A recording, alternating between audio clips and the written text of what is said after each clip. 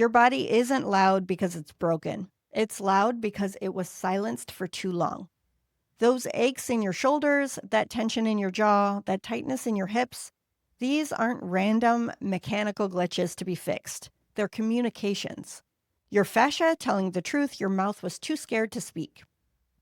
When we pathologize these sensations, when we see them as problems to solve rather than wisdom to integrate, we perpetuate the very disconnection that created the holding patterns in the first place. So this week, I invite you to try one act of erotic rest. Not to be productive, not to recover so that you can hustle harder tomorrow, but to simply remind your body you're allowed to stop holding it all. Maybe that's 5 minutes of gentle touch on a part of your body that's usually ignored. Maybe it's allowing yourself to feel the weight of a blanket with complete presence.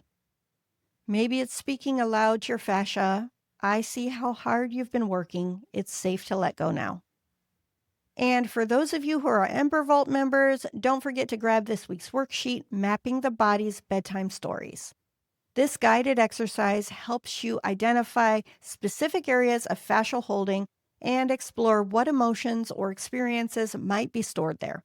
It includes prompts for dialoguing with different parts of your body, sensory practices for each major fascial plane, and a bedtime ritual specifically designed to signal safety to your most vigilant tissues. You'll find it waiting for you at untamedember.com.